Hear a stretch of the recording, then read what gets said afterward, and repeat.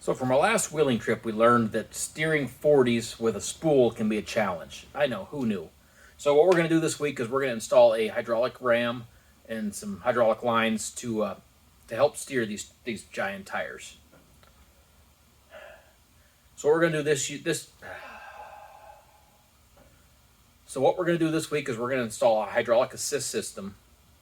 Wow, that's hard to say. Hydraulic assist system to help steer these big tires.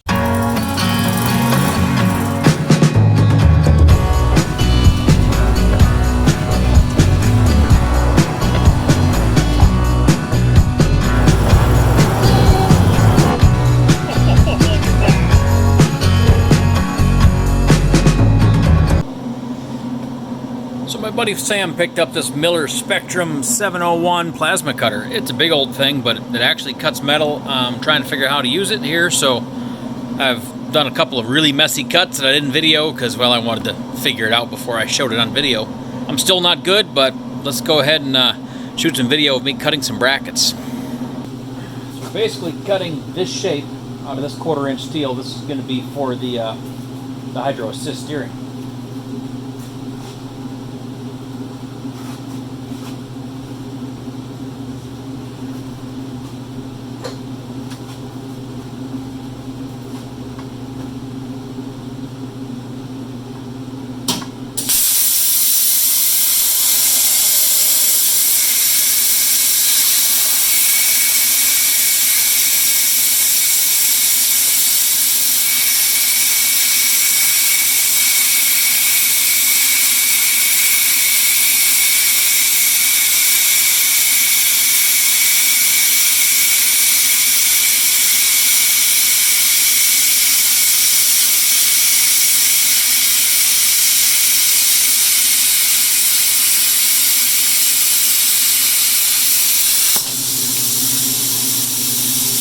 Not too bad.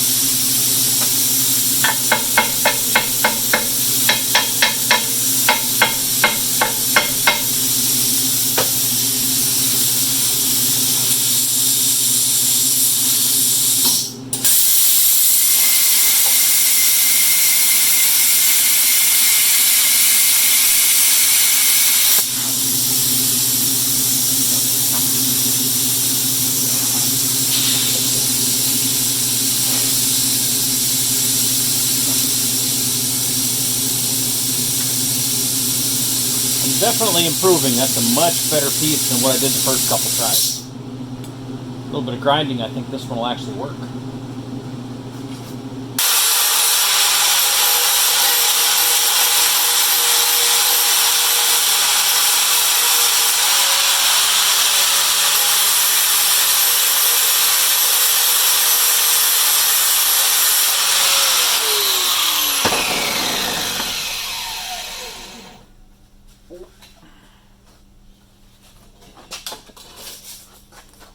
Alright, a little bit of shaping, a little bit of grinding.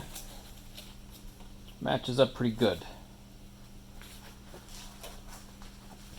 In case you wonder what we're building a mount for the hydraulic assist finally.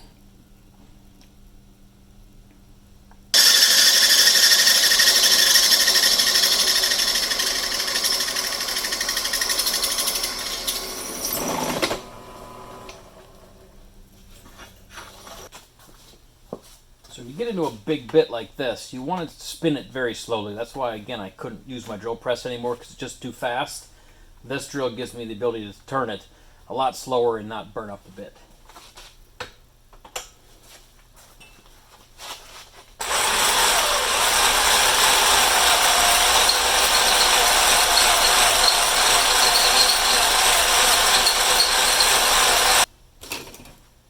Trick I learned back in my tool and die maker days is to always keep a chunk of lead just to give that a couple of taps to make sure it's good and tight.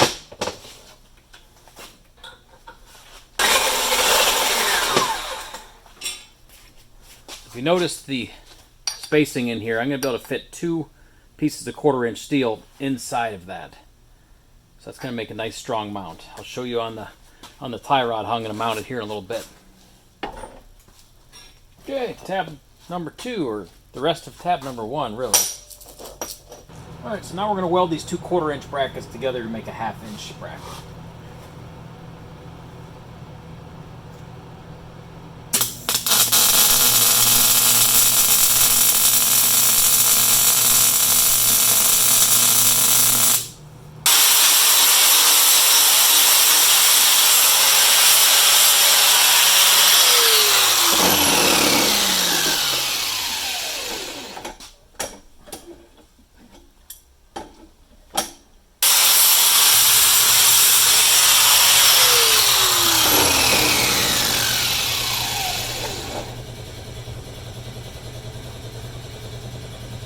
Alright, so now they're all ground up, looking reasonably good. Good enough for what we're building. Alright, let me show you how this bracket's going to fit. It's going to be tight. It's not ideal, but it's going to be okay. It actually fits in here. You can see it's real tight to the diff cover, but there is room. And again, you can see this step is because one edge of it is going to carry over to the bottom. The other edge will weld flush across here. Step down underneath here. So that's going to weld across the front and as much as I can up the side there.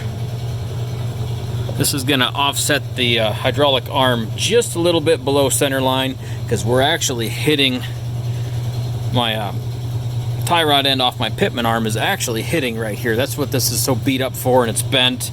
And again, this is all still kind of temporary because I'm building the Super Duty axles. So we're just going to make this work, get some steering backs. We're just going to burn this thing in right here. And it is going to offset the arm enough that it doesn't get tied up in here. Alright, second tab is built. Same process. I didn't show you all of it. So that's a 1/2-inch thick tab with great big bevels on it. Let's see if I can get a better angle here. You can see, if it'll focus, I put nice big bevels on there. Those are the surfaces that are going to weld to the existing piece on the axle as well as my track bar bracket. So make a nice strong mount. Like I said, 1/2-inch thick. Fits in that opening reasonably well. There's a little bit of play, but that's okay. We'll let the bolt squish down in that just a little bit. And of course this one for the other side, which we saw earlier, that's notched to fit around the axle or the tie rod. So brackets are done. Tomorrow we'll clean up the axle and the tie rod and get those burned in place, and then start drilling out the box. So I've got my tie rod end bracket tacked on. I've cycled the steering a couple times, got it pretty close to centered. I'm a little bit off, but it's definitely close enough for a trail rig. So we're going to go ahead and burn this in now.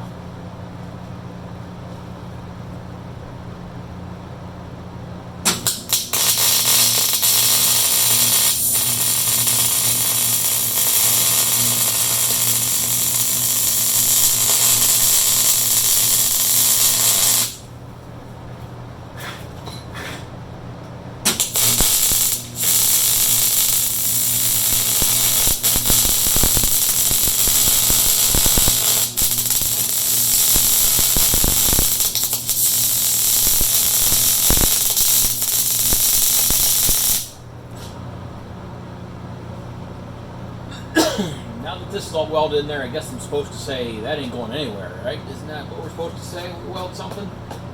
Well, that's what we're going to say. That ain't going anywhere.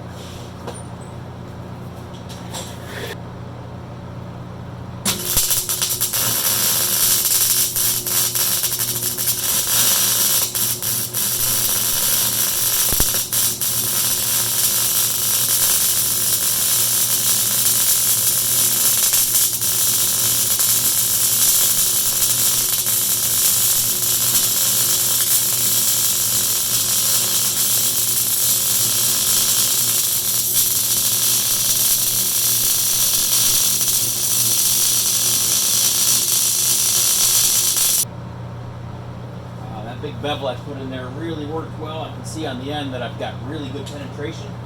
I just have a little spot to fill here on the end.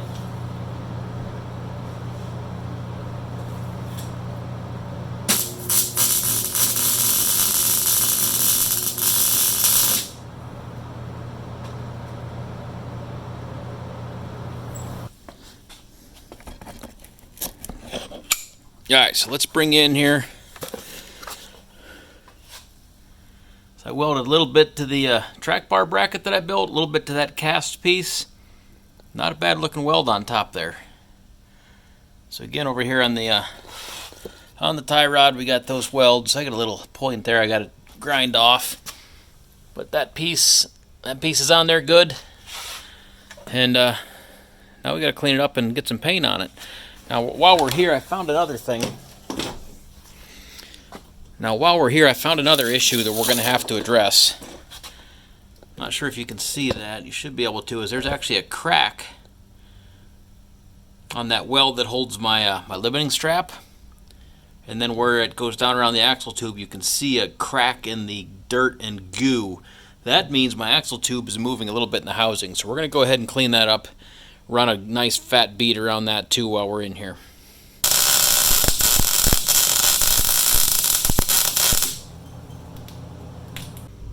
Okay, so I got the ram bolted in. This side is permanently bolted in.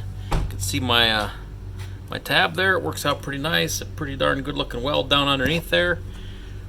So that's the ram at pretty much neutral. The wheels are straight, or close to straight right now. And then this is turned all the way to the driver's side. I have very little clearance there by my my diff cover, but I do have clearance. And some of you may have noticed my tie rod is pretty far from straight, but I left it alone because it gives me a little more clearance there. I don't mind the bend. It actually helps me out. Alright, so we're going to drill and tap this box in place on the Jeep, just because I'm lazy, I guess. I don't want to take it out, but I think I have enough room. I don't think it's going to be too bad. So we've got to drill a hole right here in line. There's a indent here, and there's a tube that runs through there. So we have to drill a hole into that, and the other hole is centered on this casting mark. So we're going to get in there and we're going to grind that casting mark off for starters.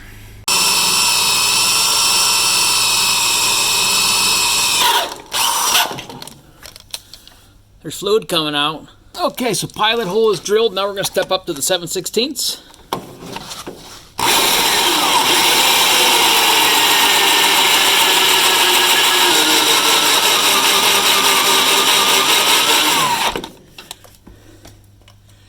No, we're still not all the way though. Yeah. Say that to your tap.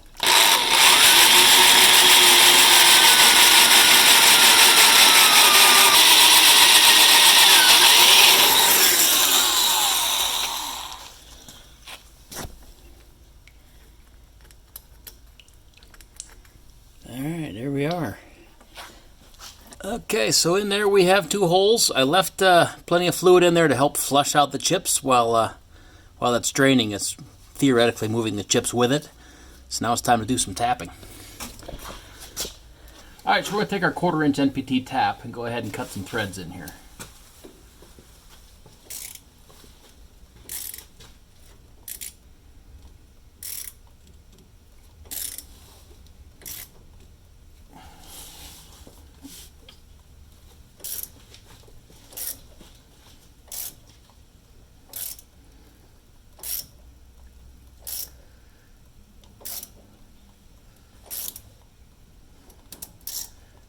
Once in a while you want to back up a little bit just to break off those chips. Grab it.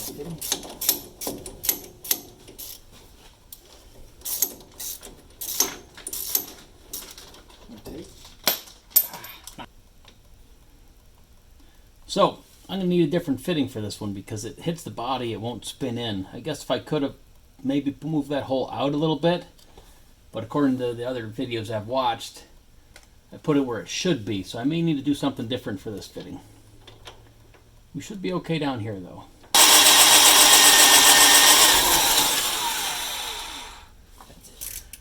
So I went ahead and drilled that a little bit more so that the channel inside there, we want to get the drill so it's actually just starting to cut into the opposite wall of that channel, which means we need to cut down the sides of it a little bit.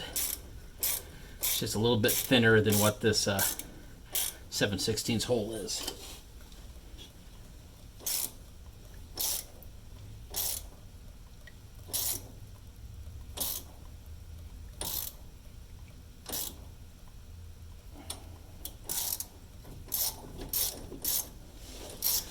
see if that's enough. If not, we're gonna have to shorten this tap a little bit.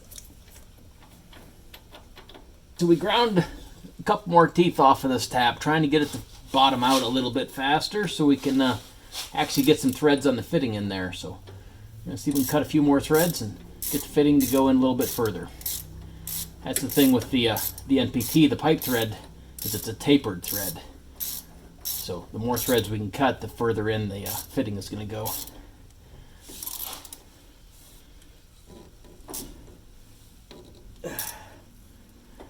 And get a whole lot more there. All right, now that I don't have as much fluid flow, I'm going to use a magnet to get these chips out of here.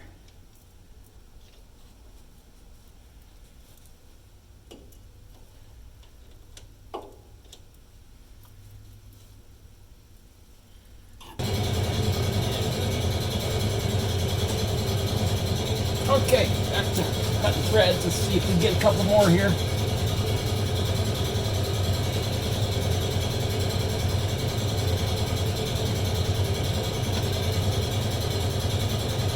There we go.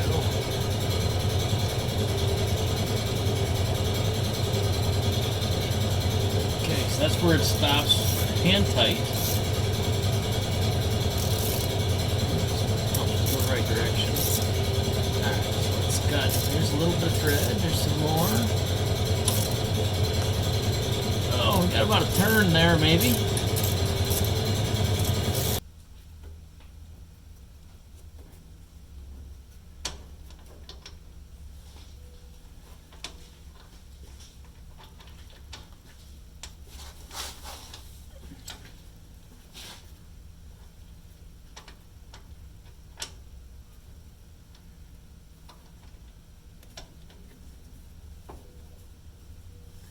Oh, yeah.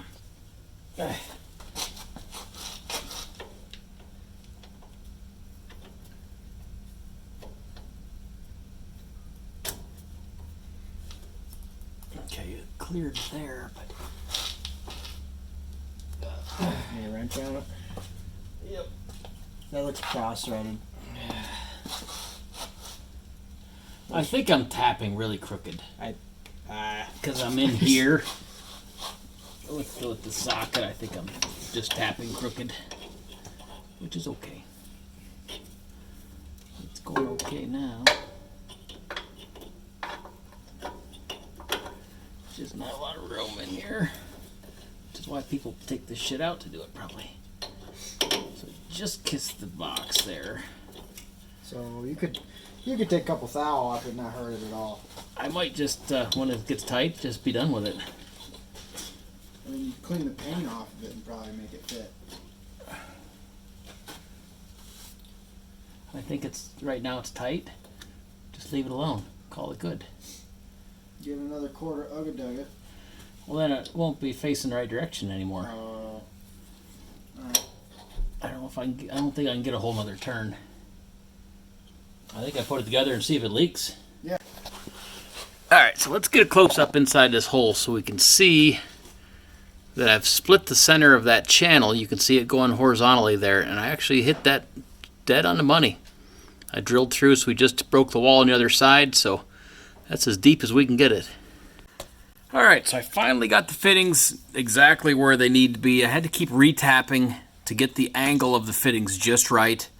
Changed it a bunch of times. I'd pull them out, I'd tap a little bit more, you know, I'd pull them out, I'd grind a little more off my tap, I'd tap it a little bit deeper, but I finally, after several tries, got them the depth I wanted.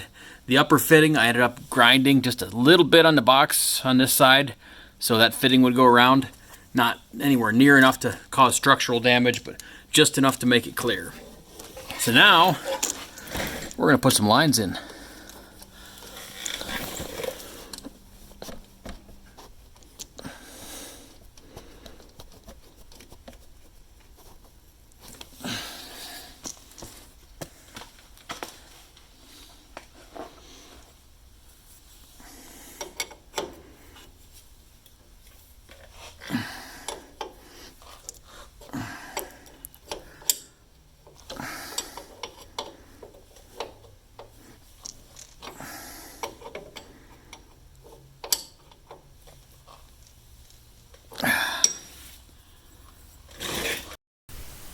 I either lost some video or just plain didn't record any video, but I didn't show hooking up the ram. I'm pretty sure you could figure out how I'm hooking the hoses up to the ram.